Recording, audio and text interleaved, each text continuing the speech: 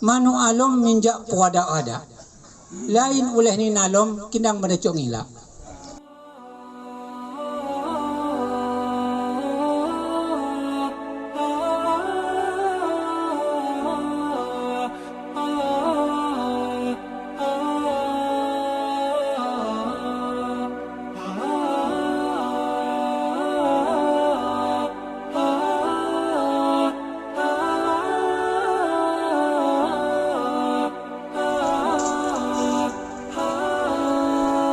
Bismillahirrahmanirrahim.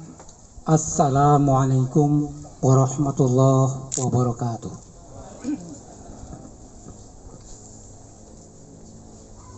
Innal hamdalillah nahmaduhu wa nashkuruhu wa nasta'inuhu wa nastaghfiruh wa na'udzu billahi min syururi anfusina wa min sayyiati a'malina.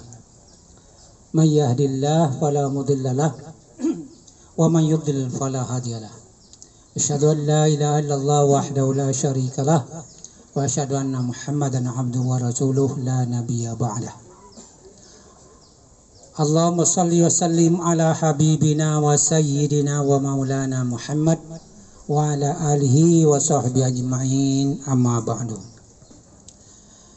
Alim ulama, kaum muslimin yang dimuliakan Allah, kita bersyukur saat ini dikumpulkan Allah, insya Allah di tempat yang diberkahinya. Amin ya rabbal alamin. Acaranya pun insya Allah acara yang disukai oleh Allah, bukan yang dimurkai oleh Allah. Selanjutnya saya baru tahu kemarin bahwa saya harus bicara, memberikan tausiah katanya pada acara hari ini. Nah, begitu saya baca suruh undangan ini, yang punya acara sering saya panggil Abang Damhari, tapi beliau manggil saya Wan Haji. Jadi agak aneh.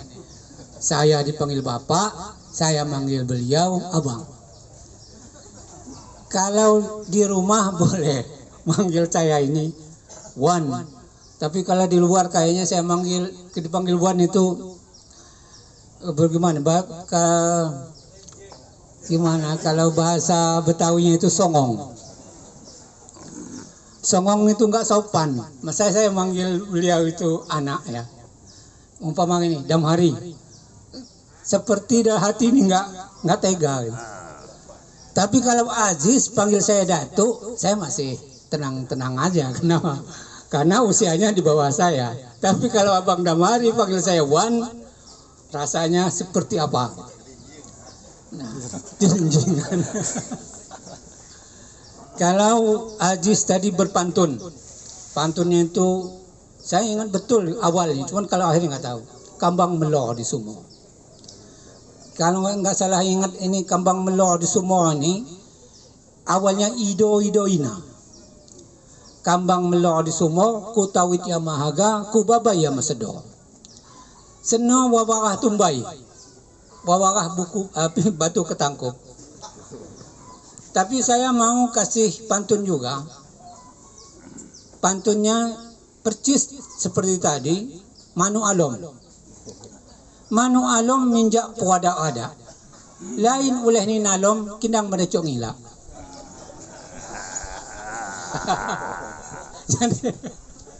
jadi maaf, kali ini saya akan memberikan tausiah ini enggak panjang. Karena saya tahu udaranya panas.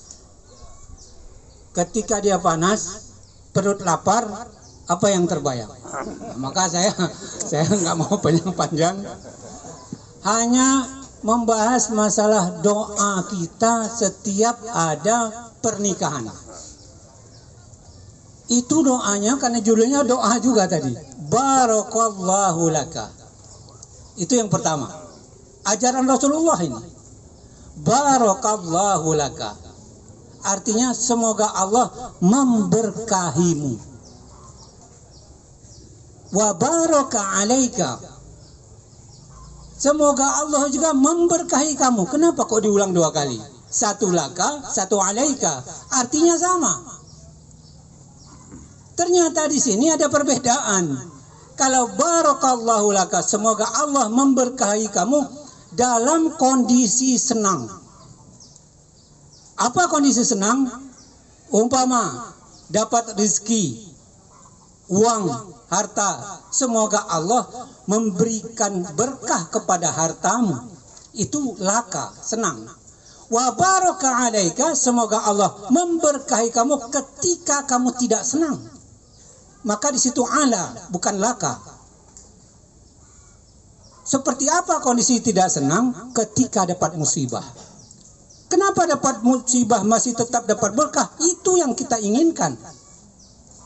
Barakallahu laka wa baraka alaika wa jama'a bainakuma fi khair. Dan semoga Allah mengumpulkan kalian berdua dalam kebaikan. Pertanyaan kita, berkah itu apa? Mani pelesahannya berkah aja kita.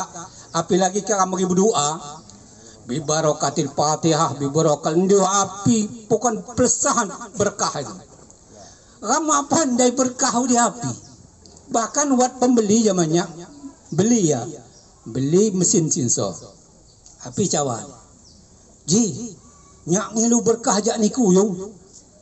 In mesin najo melana. Rezeki ini lancar. Aku jawab yo. Mengapi?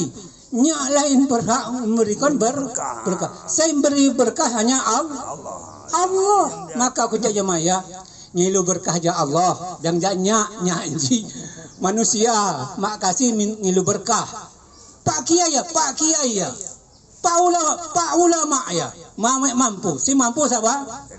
Maka kata-kata barakallahu laka. Hanya Allah yang akan berikan berkah padamu. Sekarang berkah itu apa? Buat ngebayang-bayang berkah ini semacam kekuatan magis, si goib, salah.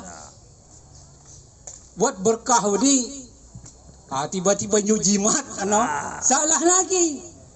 Si betul berkah dia adalah ziyadatul khair. Apa arti ziyadatul khair? Bertambahnya kebaikan.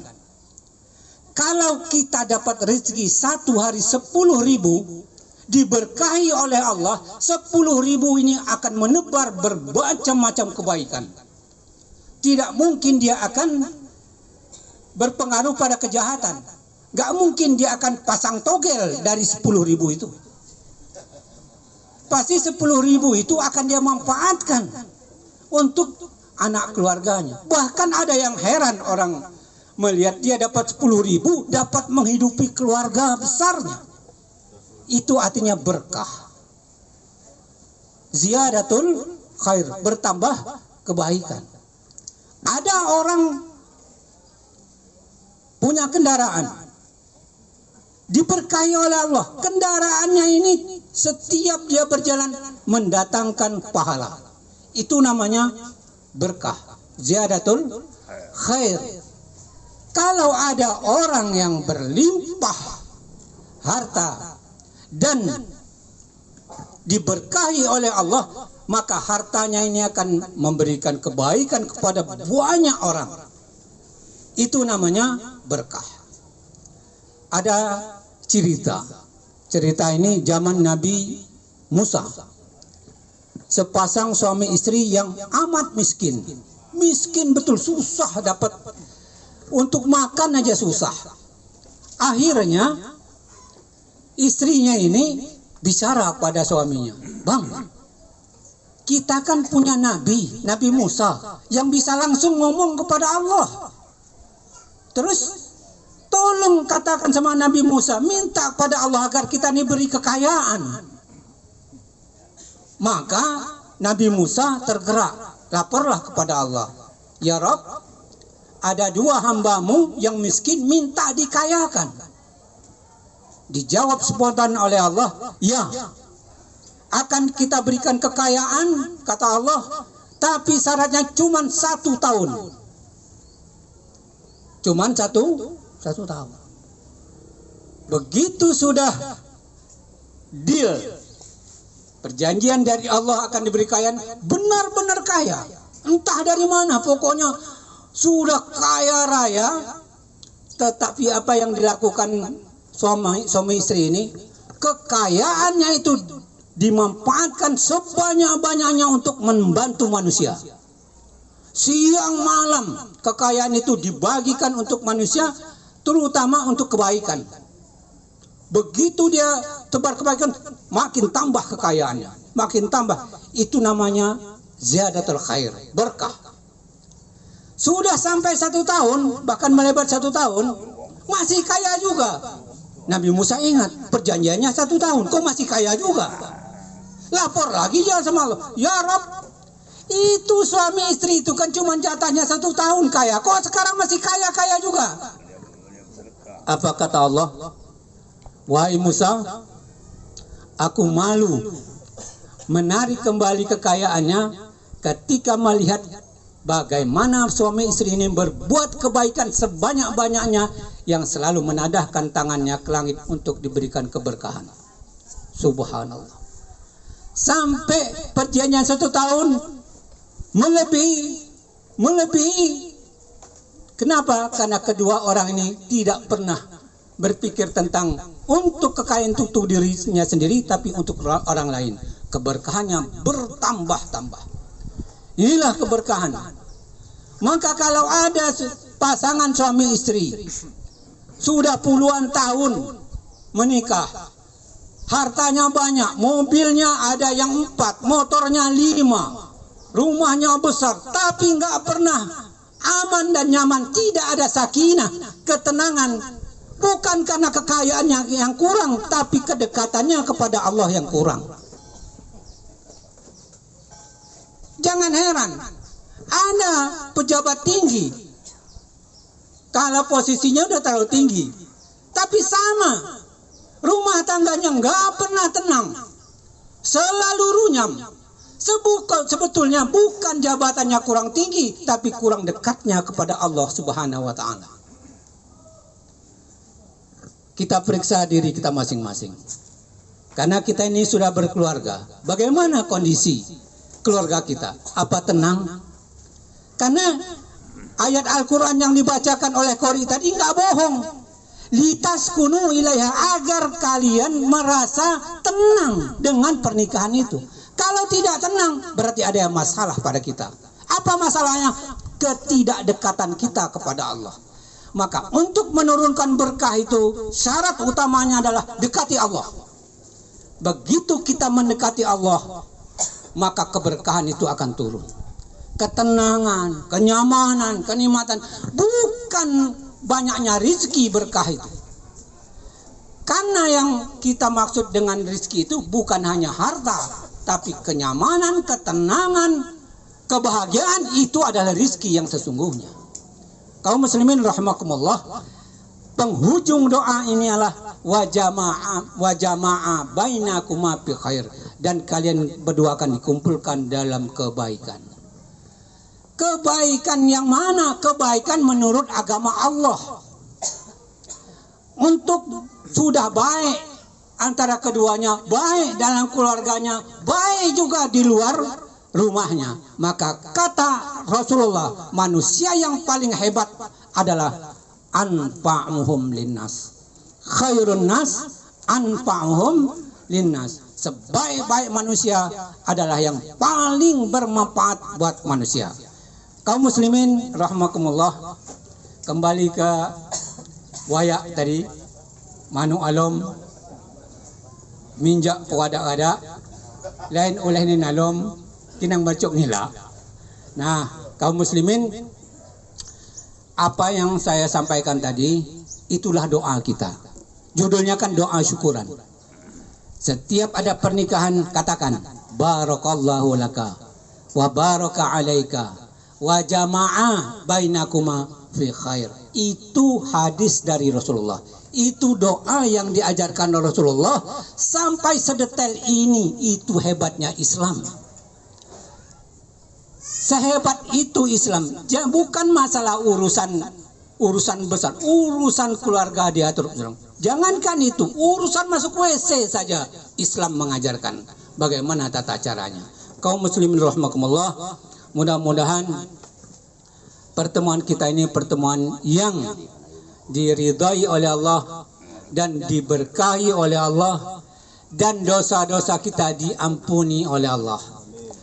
Dan kesalahan sesama kita, mungkin pernah ada salah sapa, salah sangka, kira-kira sampai mak setaguan, mari kita saling memaafkan.